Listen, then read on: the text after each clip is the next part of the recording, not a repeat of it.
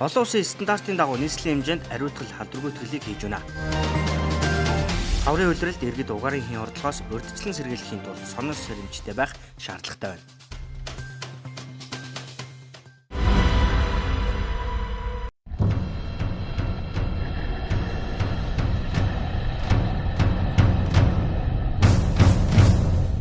Дэлхийн нийтээр COVID-19 вирусын тархалтыг бууруулах урьдчилан сэргийлэхэд онцгой анхаарч өндөржүүлсэн бэлэн байдалд ажиллаж байна.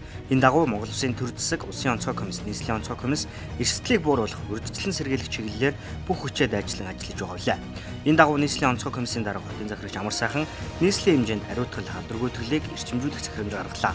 Нийслэлийн хэмжээнд ариутгал халдваргүй төрлийг хийх бэлтгэл ажил болон бэлэн байдлыг хангуулах чиглэлд үүрэг өглөө. Бид өмнө бас гар хөлөө ариутгах, ариун цэврийг сахих зөвлөмжүүд тараагдаж эхэлсэн, хийгдээд явж байгаа. Гэхдээ одоо өшөө нарийн хичээл саяны дурдсан бүх одоо зөвлөмжүүдээ гаргаж ажиллах хэрэгтэй.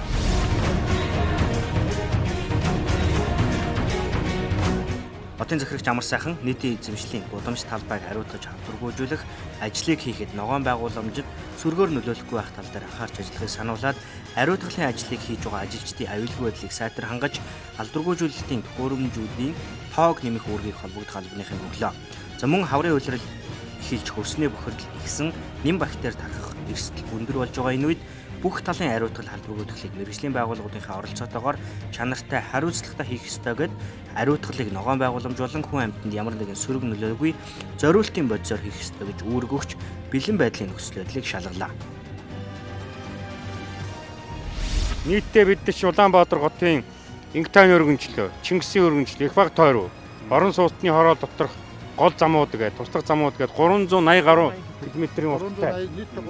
9.2 одоо сая метр квадрат талбайг бол яг энэ агаар одоо хөдөлгөөн дотор нь чившүүлэхээр бид нэр бэлтцээ. Найдвартай үйл ажиллагааг хангах зөвхөн энэ өдрүүдэд биш цааш нь ер нь Улаанбаатар хотын гудамж талбайн ариутгал халдваргүйтлийг бид нар тогтмол хийдэг ийм тогтолцоо руу орж байгаа учраас бид таа бүхэнд хэлээд байгаа. Одоо тоног төхөөрөмж нийлүүлж байгаа, хэрэгжилж байгаа тоног төхөөрөмж сайжруулах ажлууд. Хаврын улирал эхэлж байна, дулаан өдрүүд эхэлж байна. Дээрээс нөгөө цасмус хайлж байгаа тий. Гудамжаар талбайд нэм бактери тархах эрсдэл өндөр учраас ер нь бүх талын ариутгал халдваргүйтгэлийн ажлаа мэргэжлийн байгууллагуудыг оролцоод байгаа хийх гэж бодож байна.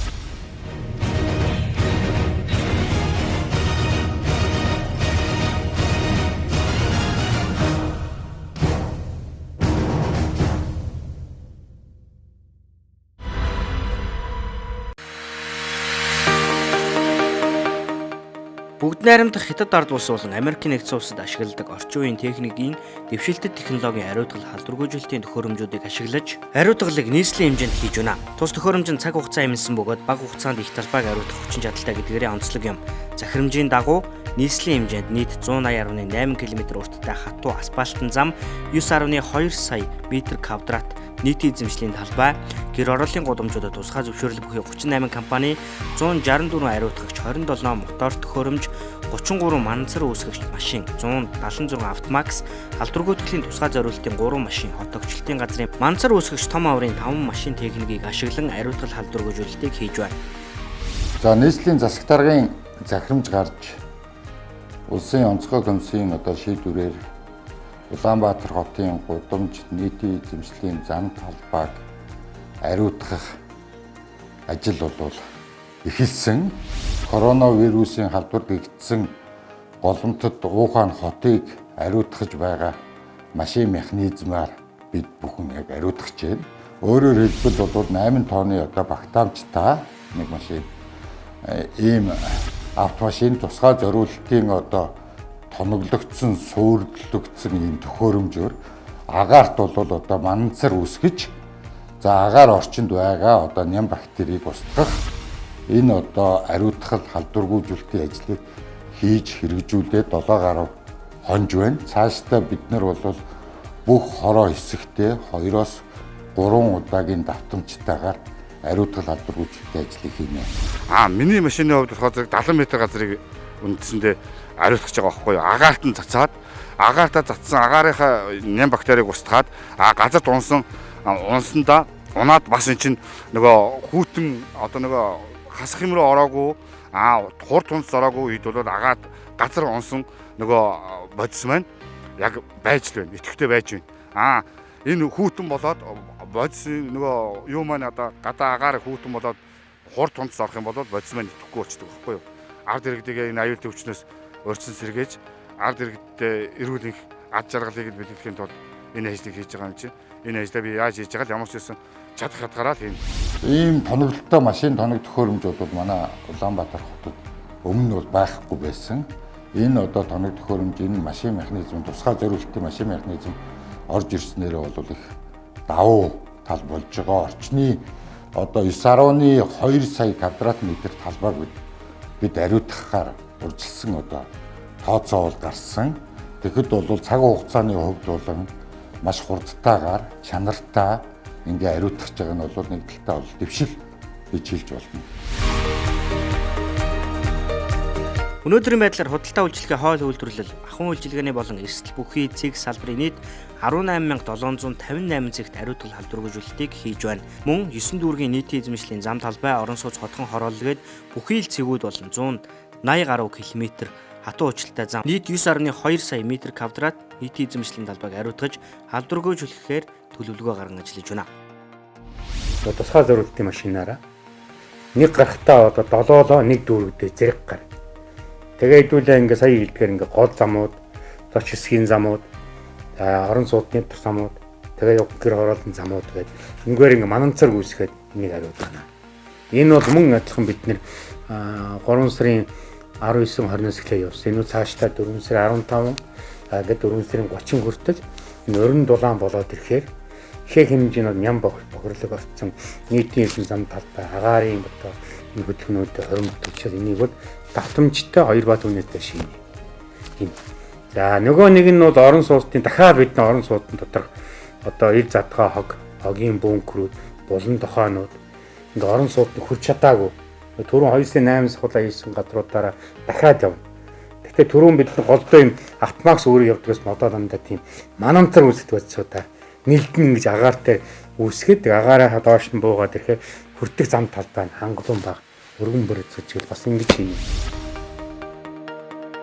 За ариутгал халдваргүйжүүлэлтийн ажил цаашид тогтсон хуваарийн дагуу хийгдэх бөгөөд 9 дүүргүүдийг ээлжлэн үе шаттай давтамжтайгаар 4-р сарын 30 хүртэл ариутгах юм а.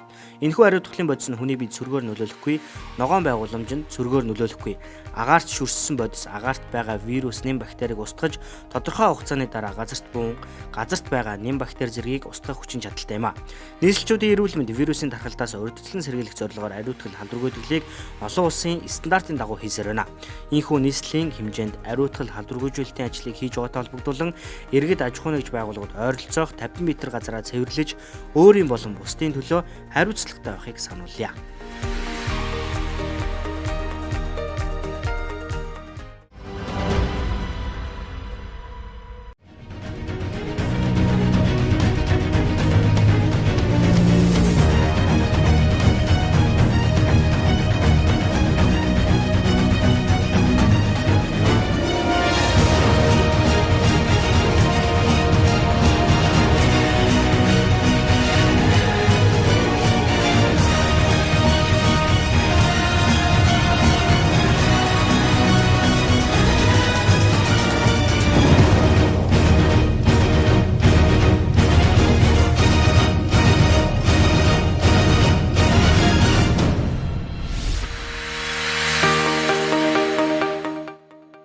Нийслэлчүүд энэ үйл агаарын бохирдол буурсан гэдэгт талархалтай хандж байгаа. Өвлийг өнтөд авсан гэр орооллын айл өрхүүд хаврын улиралд угаарын хийн хордлохоос урьдчилан сэргийлэх хариуцлагатай байх шаардлагатай байна.